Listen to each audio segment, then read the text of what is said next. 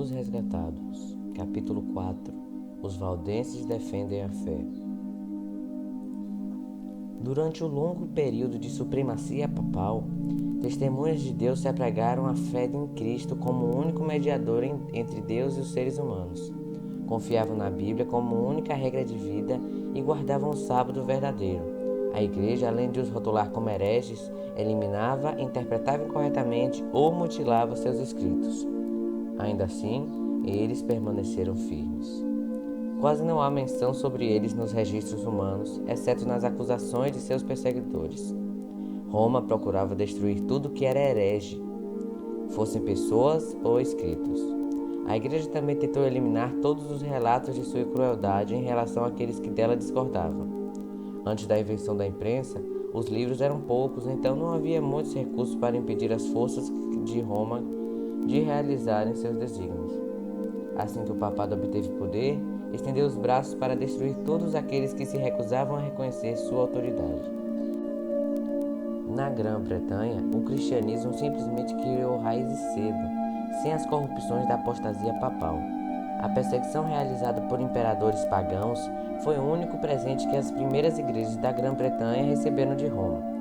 Muitos cristãos que fugiam da perseguição na Inglaterra encontravam refúgio seguro na Escócia.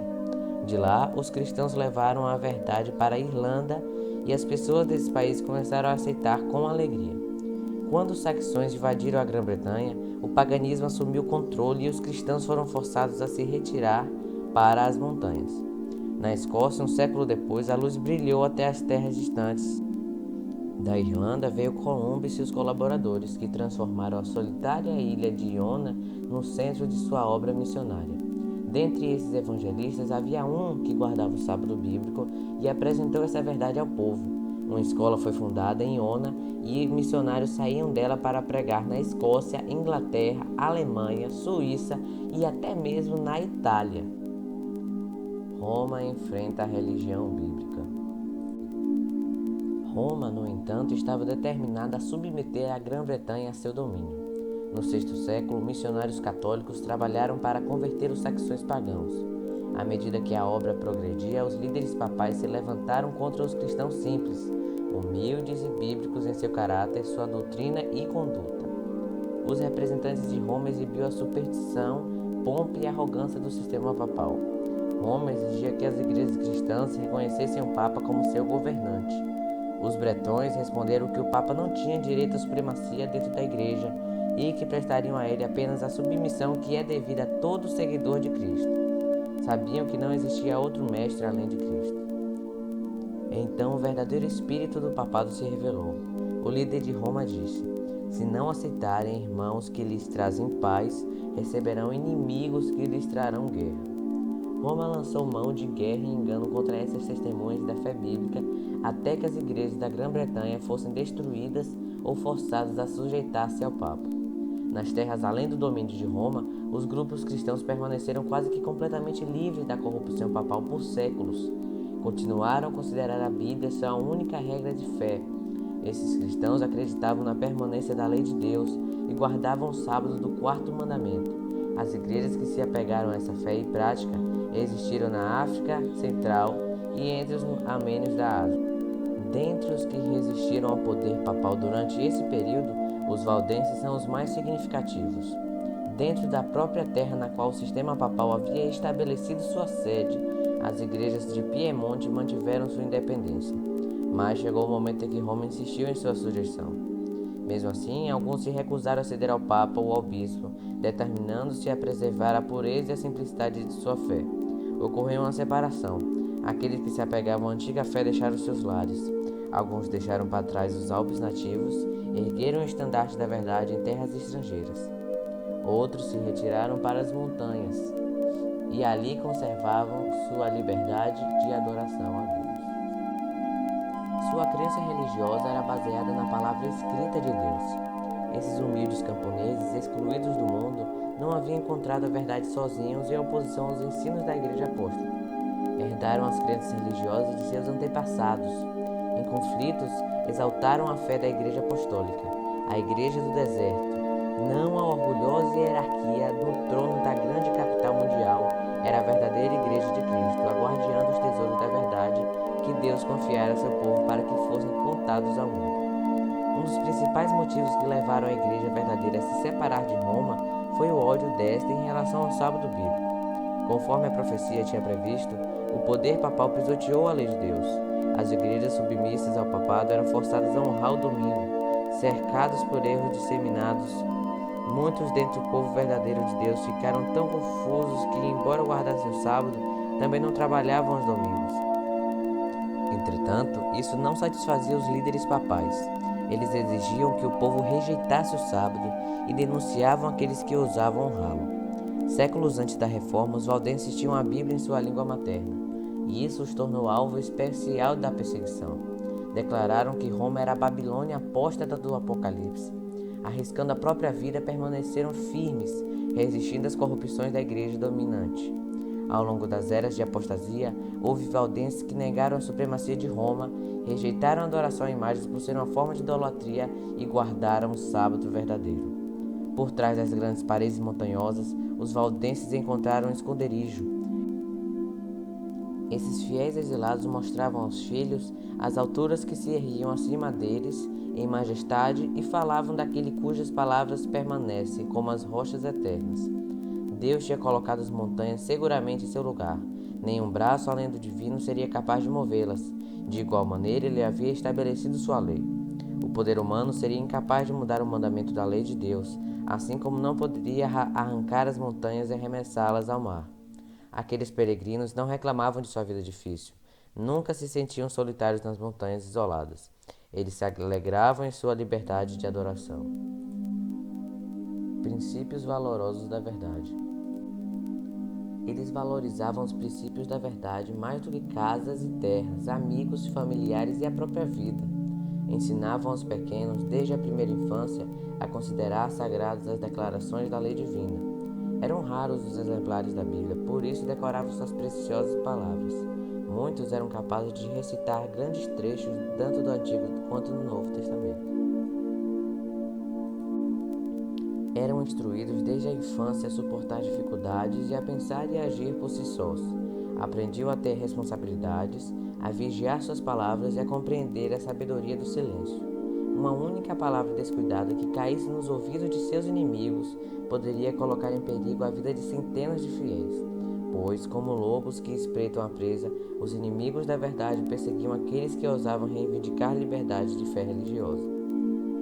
Os valdenses trabalhavam com persistência resoluta para sua subsistência. Cada pedaço de terra cultivável nas montanhas era cuidadosamente aproveitado. Ensinavam os filhos a praticar a economia e a negação do eu. O trabalho era duro, mas saudável, do tipo que os seres humanos em seu estado decaído necessitavam. Os jovens aprendiam que todas as suas capacidades pertenciam a Deus e deviam ser desenvolvidas para seu serviço. As igrejas dos valdenses se assemelhavam às do período apostólico. Rejeitando a supremacia de papos e bispos, ensinavam que a Bíblia é a única autoridade infalível. Seus pastores, diferentemente dos padres autoritários de Roma, alimentavam o rebanho de Deus, conduzindo-os aos verdes pastos e fontes vivas de sua santa palavra. As pessoas não se congregavam em igrejas magníficas ou grandes catedrais, mas nos vales alpinos ou em tempos de perigo em alguma fortaleza rochosa, a fim de ouvir as palavras da verdade proferidas por servos de Cristo. Os pastores não só pregavam o Evangelho, como também visitavam os enfermos e trabalhavam para promover a harmonia e o amor fraternal. Assim como Paulo fazia tendas, cada um aprendia algum ofício a fim de prover o próprio sustento caso necessário. Os jovens recebiam a instrução dos pastores. A Bíblia era o principal tema de estudo. Decoravam os evangelhos de Mateus e João, bem como muitos das epístolas. Com esforço persistente, às vezes nas cavernas escuras da terra, iluminados por tochas, escreviam as sagradas escrituras, versículo por versículo. Anjos celestiais cercavam esses obreiros fiéis. Satanás havia incitado os sacerdotes e bispos romanos a enterrar a palavra da verdade debaixo de uma pilha de erros e superstições. De maneira notável, porém, ela foi preservada sem corrupções ao longo de toda a Idade das Trevas. Assim como a arca sobre as águas agitadas, a palavra de Deus supera as tempestades que ameaçam sua destruição. Como uma mina com ricos veios de ouro e prata escondidos debaixo da superfície, as sagradas escrituras contêm tesouros da verdade que somente aqueles que buscam com humildade e a oração podem encontrar. Deus projetou a Bíblia para ser um livro com lições para toda a humanidade, revelando a si próprio. Cada verdade que enxergarmos é uma revelação nova do caráter de seu autor. Alguns jovens eram enviados de suas escolas nas montanhas para as instituições de ensino na França ou Itália, onde havia um campo mais amplo de estudo e observação que nos Alpes nativos. Esses jovens eram expostos a tentações, encontravam agentes de Satanás que tentavam incutir neles heresias sutis e enganos perigosos. Mas sua educação na infância os havia preparado para isso. Nas escolas para onde iam, não confiavam em ninguém. Suas roupas eram feitas de maneira especial para esconder seu maior tesouro, as Escrituras.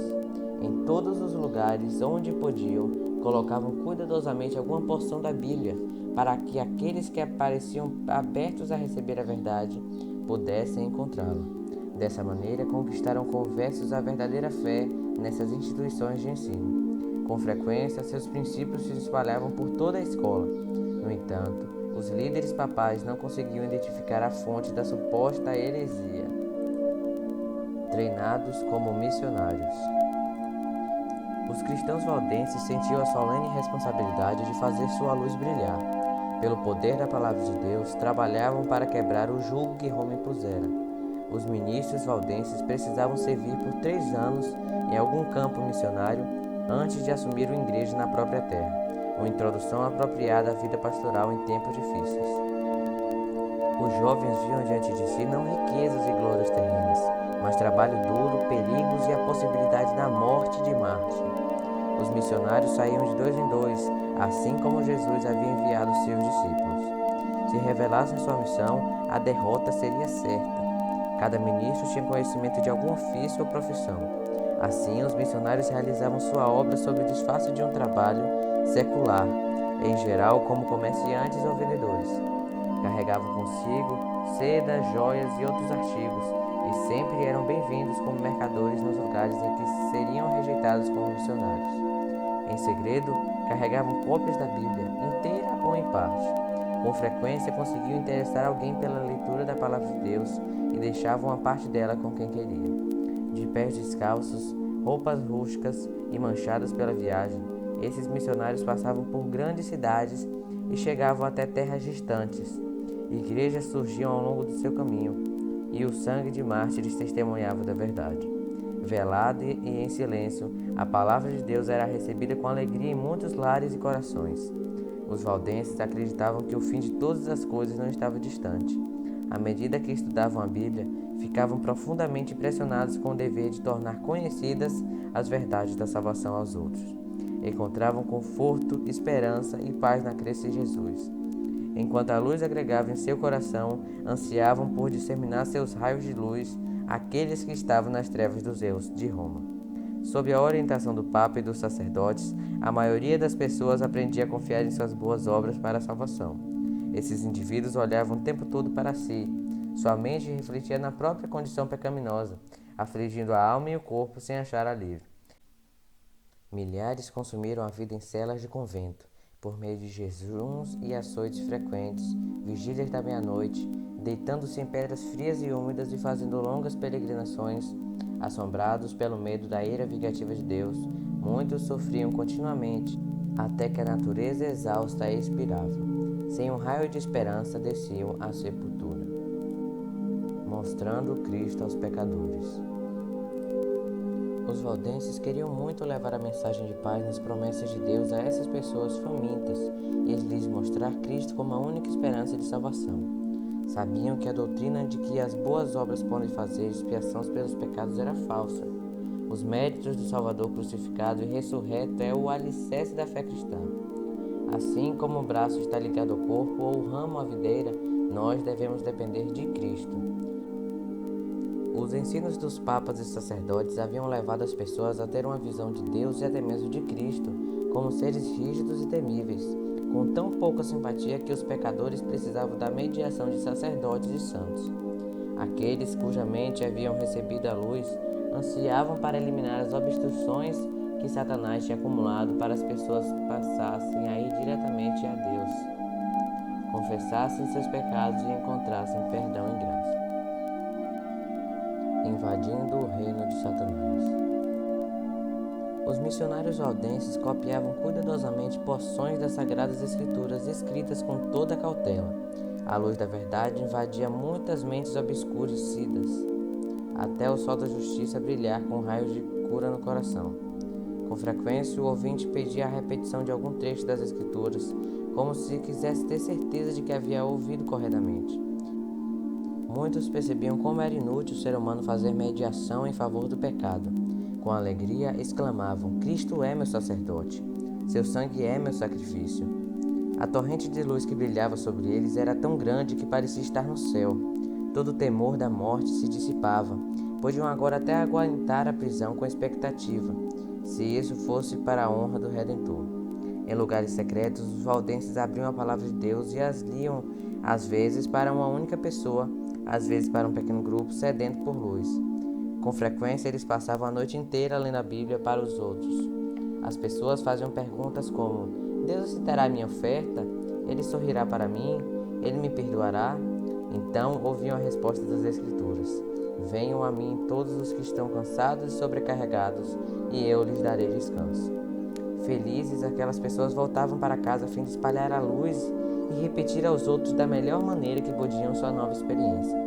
Haviam encontrado o caminho verdadeiro e vivo. As Escrituras falavam ao coração daqueles que ansiavam pela verdade. O mensageiro valdense da verdade seguia seu caminho. Em muitos casos, seus ouvintes não perguntavam de onde ele viera, nem para onde iria. Ficavam tão fascinados que nem tinham a ideia de questioná-lo. Agora indagavam uns aos outros: seria ele um anjo do céu? Em muitos casos, o mensageiro da verdade conseguira chegar a outras terras, ou estava morrendo aos poucos em algum calabouço, ou ainda seus ossos já se quebravam no lugar onde havia testemunhado na verdade. Mas as palavras que tinham deixado para trás continuavam a fazer a obra.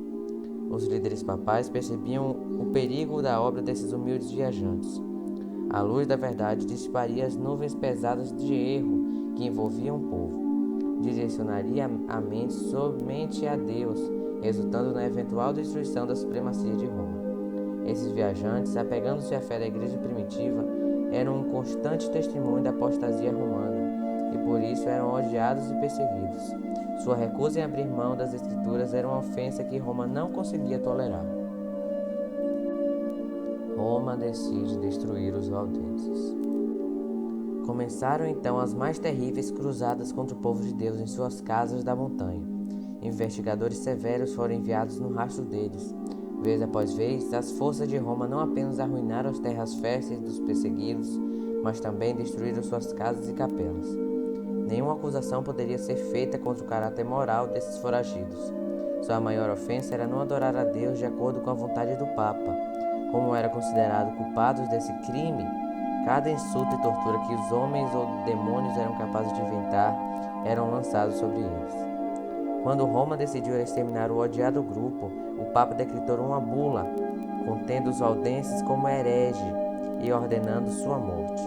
Eram acusados de preguiçosos, desonestos, desordeiros, mas declararam-se que eles tinham aparência de piedade e santidade, que seduziam as ovelhas do verdadeiro rebanho. Esse edito convocava todos os membros da igreja a se unir na cruzada contra os hereges.